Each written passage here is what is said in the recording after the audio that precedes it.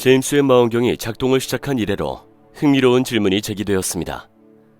우리가 우주에 대한 근본적인 진실을 놓치고 있는 것은 아닐까? 오랫동안 빅뱅과 다른 기초 물리학 같은 이론이 우주에 대한 우리의 이해를 형성해왔지만 최근의 발견은 이러한 이론에 도전하고 있습니다. 이제 우주와 우리 자신의 존재에 대한 관점을 완전히 바꿔야 할 전환점이 온 것일까요? 아니면 혼란스러운 데이터는 단지 관찰상의 오류일까요? 이제 우리는 함께 우주의 시작과 자연과학의 가장 큰 오류를 찾아 떠나는 여행을 떠나겠습니다.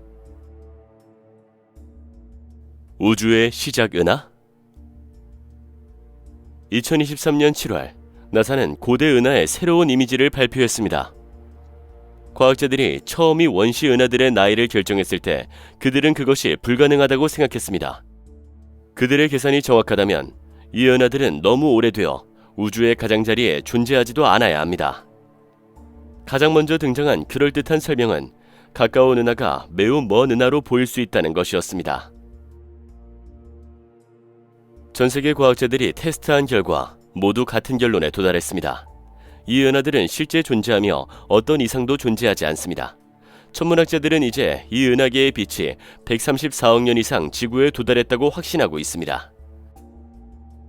따라서 이 은하들은 우주가 3억 5천만 년이 채 되지 않았을 때 이미 존재했으며 이것이 바로 과학적 문제가 된 것입니다. 이 은하들은 나이뿐만 아니라 매우 거대하고 구조가 복잡하며 별들로 가득 차 있어 광도가 오늘날의 은하를 능가할 정도로 밝습니다. 여기서 가장 큰 문제는 이전의 계산에 따르면 태초의 시대에는 실제로 은하의 첫 번째 프로토타입만 존재해야 한다는 것입니다. 과학자들은 대략 빅뱅 후 2억 년에서 4억 년 사이에 최초의 별들이 모여 이후 은하가 발달한 것으로 상상해왔습니다. 그래서 그들은 제임스 웹 망원경의 새로운 사진에서 작거나 혼란스럽거나 어두운 은하를 발견하거나 초기 발달 상태에 대한 다른 결론을 내릴 수 있을 것으로 기대했습니다. 하지만 지금 일어난 일은 어떤 사람이 아직 아기였던 시절의 사진을 보여줬는데 그 당시의 사진을 보고 그 사람이 이미 성인이었다는 사실을 알게 된 것과 같습니다. 충격을 받고 뭔가 잘못되었다고 생각할 것입니다. 사진을 돌려서 날짜를 확인하거나 디지털 사진의 경우 사진을 찍은 날짜를 꼼꼼하게 확인할 것입니다. 그런 다음 모든 것이 맞다는 것을 알게 되었다면 얼굴에 큰 물음표를 달고 서 있을 것입니다. 이것이 바로 지금 이 세상의 천문학자들에게 일어나고 있는 일입니다. 천문학적, 우주론적 세계관에 더 이상 맞지 않는 무언가가 있으며 연구자들은 그것이 무엇인지 아직 알지 못합니다. 조사가 시작되었습니다. 이제 이 은하들이 실제로 초기 우주를 보여주고 이미지와 나의 결정이 실제임을 증명하는 것이 중요하다는 것을 더 잘 이해하셨을 것입니다. 만약 그렇다면 이것은 기적이거나 빅뱅이나 우주의 팽창과 같은 오래된 이론을 제시한 물리학자들의 계산 착오일 것입니다. 우선 이번 발견을 통해 제임스 웹에 많은 돈이 투자되었음을 확인할 수 있었습니다. 한 세기 동안 잘못된 이론을 믿었다면 이제 그 이론을 정리하고 진실을 밝혀야 할 때입니다. 먼저 연구자들은 적색 편의의 모든 값을 확인했습니다. 천문학자들은 이 수치를 사용하여 우주의 매우 먼 거리를 측정합니다. 수십억 년 동안 이동한 빛은 우주의 팽창으로 인해 파장이 길어졌습니다. 빛이 더 오래 이동할수록 전자기 스펙트럼의 빨간색 끝으로 더 많이 이동하죠. 이러한 빛의 연장을 적색 편의라고 합니다. 적색 편의 값이 클수록 빛을 방출한 물체가 더 멀리 떨어져 있고 더 오래된 물체라는 것을 의미합니다. 간단히 말해 적색 편의는 우주의 거리를 측정하는 척도이며 초기 은하가 높은 적색 편의를 가지고 있다는 뜻입니다. 세계 최고의 고정식 망원경들이 독특한 프로젝트를 위해 하나로 연결되었습니다. 그들은 불가능한 은하를 다시 한번 함께 바라보았고 제임스 웹이 모든 것을 제대로 보았다는 결론을 내렸습니다. 16에서 20Hz의 적색 편의가 확인되었고 따라서 6개의 은하가 과학자들이 처음 주장했던 것처럼 실제로 오래되었다는 것을 알 수 있었습니다. 이제 우리 우주론의 기초가 흔들리고 있으며 이것을 무엇을 의미하는지 현재로서는 아무도 알지 못합니다. 이 은하들의 존재는 가까운 미래에 제임스 웹보다 더 먼 과거를 볼 수 있는 또 다른 망원경을 개발하도록 사람들을 이끌 것입니다. 하지만 웹이 직접 더 많은 정보를 공개할 수도 있습니다. 이 망원경은 이제 작동한 지 1년밖에 되지 않았으며 아직 성능이 다 소진되지 않았을 수도 있습니다. 오랫동안 쓸모없다고 여겨지던 허블 망원경도 지금까지 관측된 가장 오래된 단일별인 이렌데를 발견하는 등 우주에서 한두 가지 기적을 이뤄냈습니다. 빅뱅의 종말? 빅뱅은 138억 년 전 우주의 시작점으로 추정됩니다. 연구자들은 물리학 및 천문학에서 알려진 양을 사용하여 초기 우주가 이 초기 사건으로부터 어떻게 진화했는지 재구성했습니다. 최근의 발견은 이러한 고정관념을 깨고 있습니다.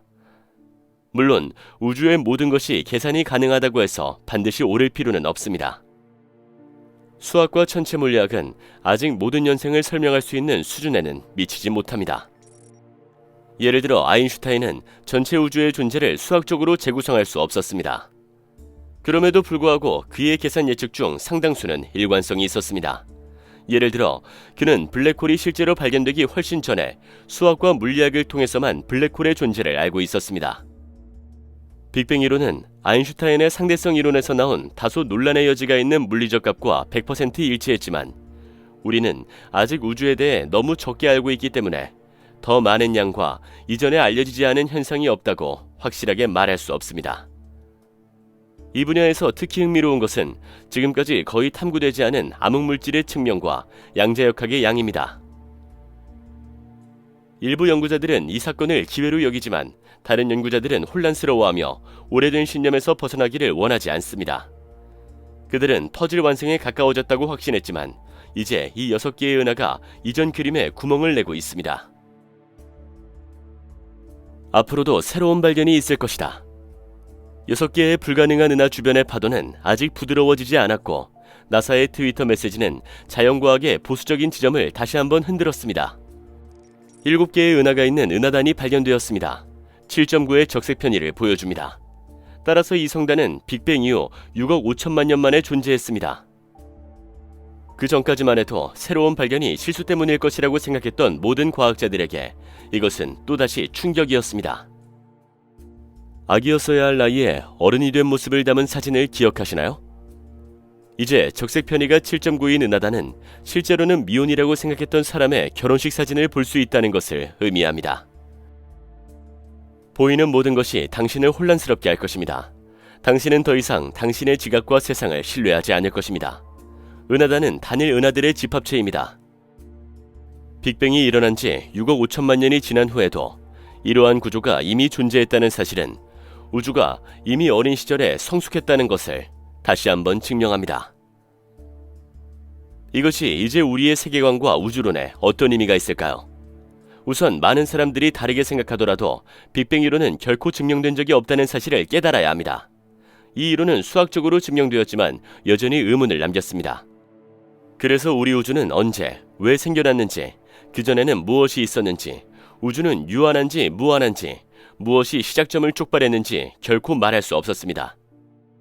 기본적으로 빅뱅 이론은 또 다른 매우 중요한 물리학 법칙을 위반하기도 합니다. 열역학 제2법칙은 닫힌 시스템에서는 무질서가 증가하는 경향이 있다고 말합니다.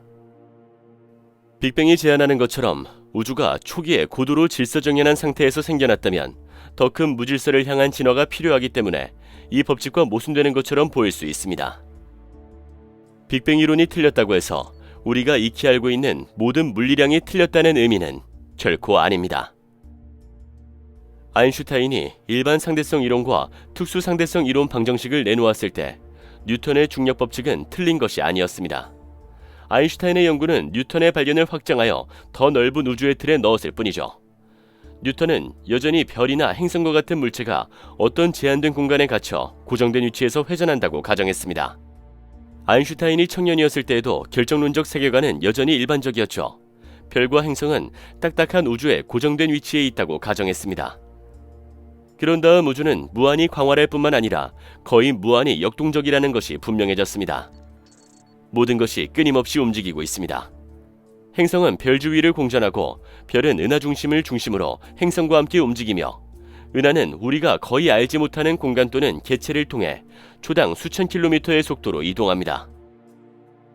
100년 전에도 결정론이 우주론적 세계관에서 결정적인 역할을 했다는 사실을 아는 사람은 이 시기에 연구자들이 왜 시작이 있어야 하고 끝도 있어야 한다고 거의 확신했는지 이해할 수 있을 것입니다.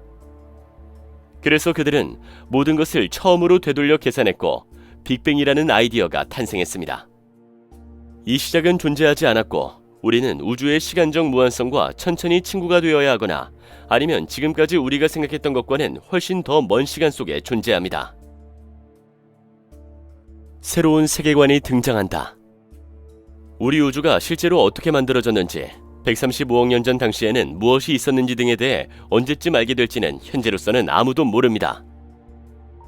어쩌면 우리는 140억 년 이상 우리에게 다가온 빛을 포착할 수 있는 새로운 망원경이 만들어지거나 제임스 웹이 새로운 단서를 제공하는 더 많은 발견을 발표할 때까지 기다려야 할지도 모릅니다. 우주를 배경으로 펼쳐지는 흥미진진한 이야기는 계속 이어집니다. 이 영상을 마무리하면서 우주론에 대해 어떻게 생각하시나요? 시작과 끝이 있다는 것이 왠지 안심이 되나요? 아니면 무한한 가능성을 가진 무한대라는 생각이 더 좋으신가요?